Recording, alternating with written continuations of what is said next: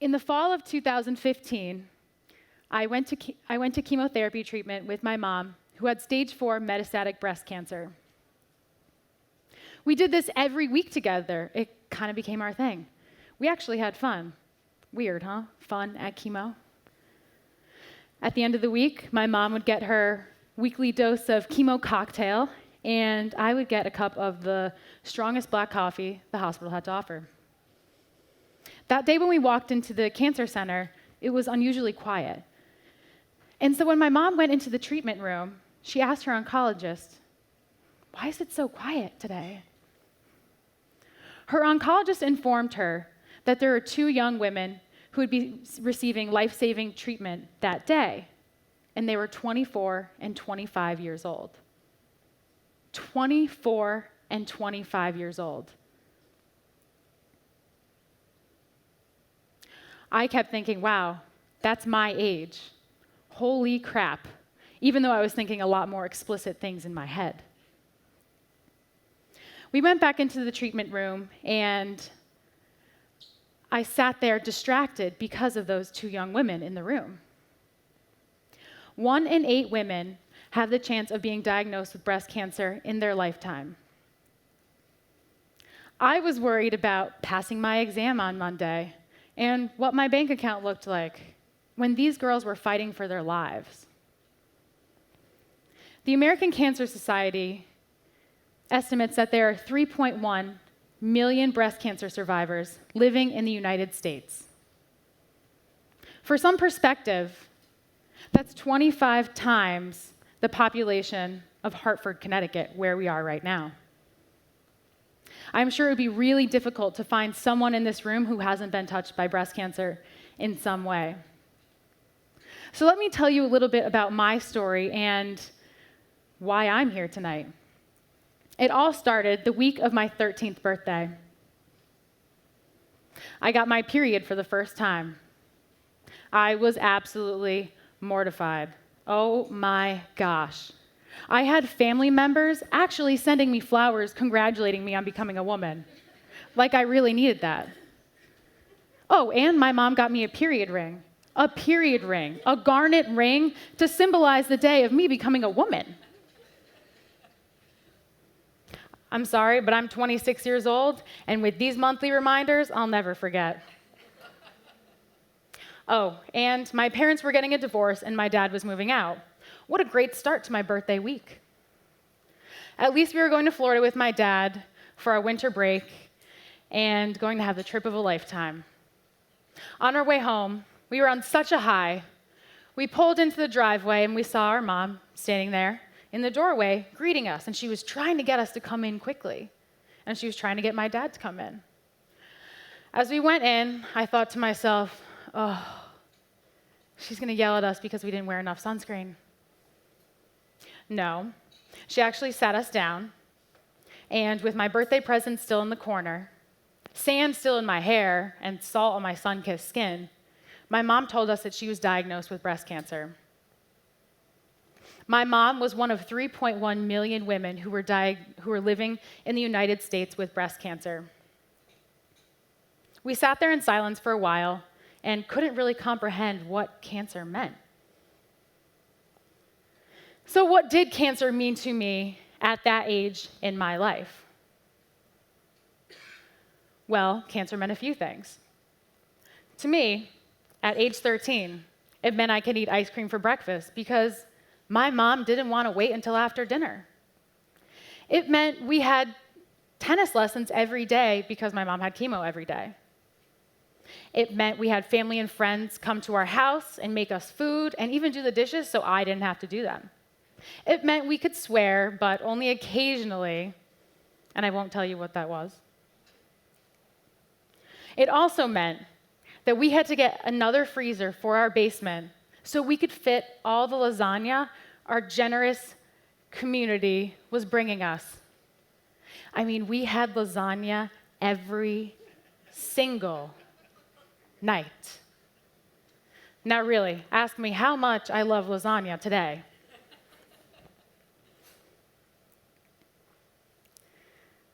So at that point in my life, I was young, and my mom went through a bilateral mastectomy, reconstruction, chemotherapy, and then was cancer-free.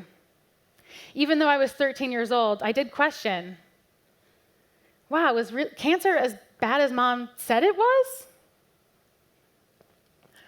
My mom was cancer-free, and she started a breast health nonprofit. And for 7 years, we celebrated. Then, in May of my sophomore year at the University of Virginia, I was training for NCAA championships, competing for the rowing team and getting a spot on the varsity team that would compete against some of the fastest teams in the country. In between 3 of the grueling practices, my mom wanted to Skype. So I took my protein shake, went upstairs, and when I accepted the Skype call, I saw my brother, my sister, and my mom sitting around the kitchen table. Okay, now that seemed a little fishy for a midday Skype session.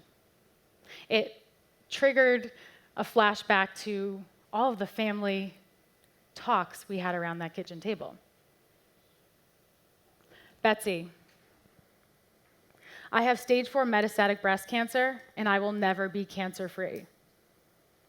What did this mean? What was stage 4? Was there a stage 5? Was she going to see me graduate or get married and have kids? I didn't know, but I packed my bags, headed back to Connecticut to spend the rest of the summer with her. After that conversation, we talked about death and dying a lot. A lot. And to us, we didn't want to waste any time being unhappy, so we just accepted it. For us, it meant 5 years of every Christmas could be the last Christmas. Every birthday could be the last birthday. Every summer solstice could be the last summer solstice. It also meant 5 more years of lasagna.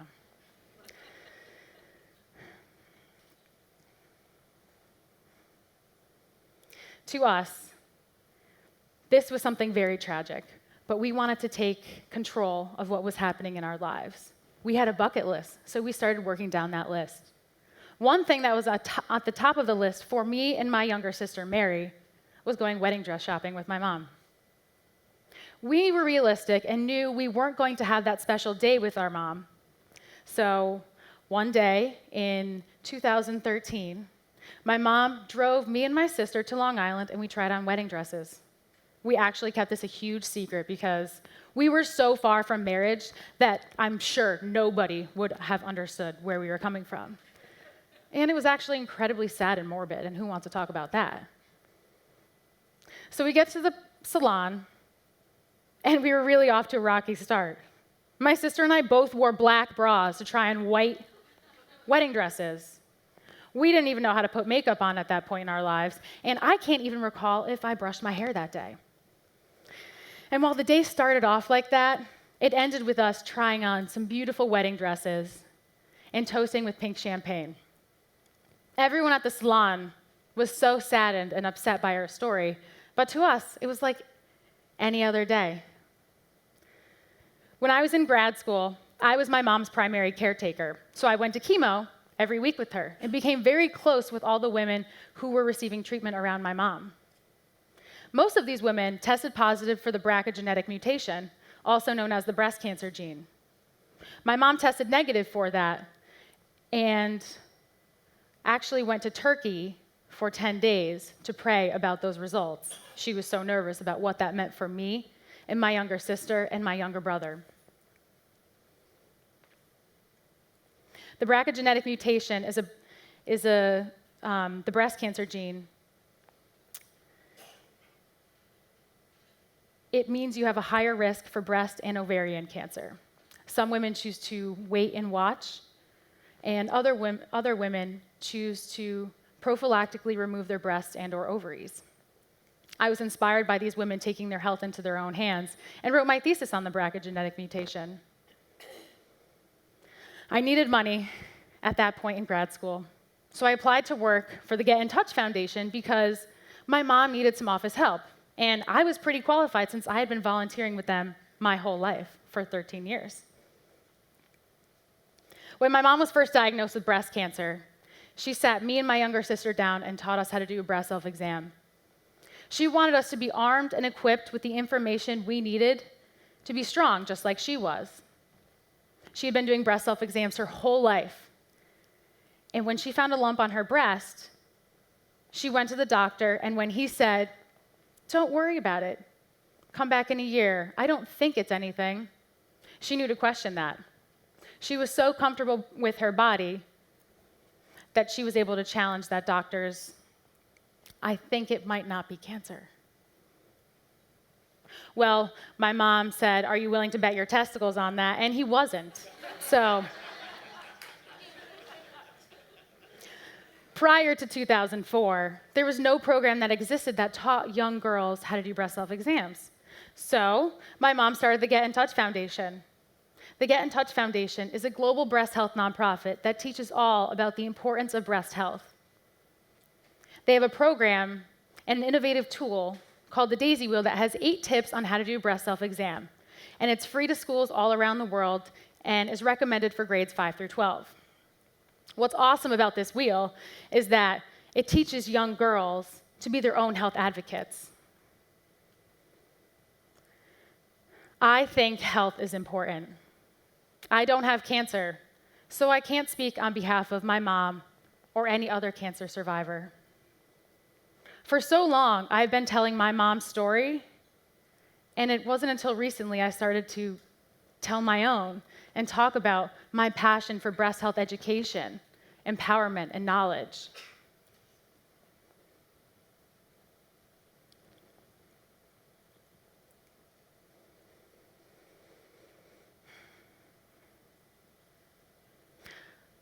My mom passed away a year ago, and the board of directors asked me to step up as president of the InTouch Foundation. I could not have imagined anything else, and have been honored to carry on my mom's life-giving mission and legacy with the organization.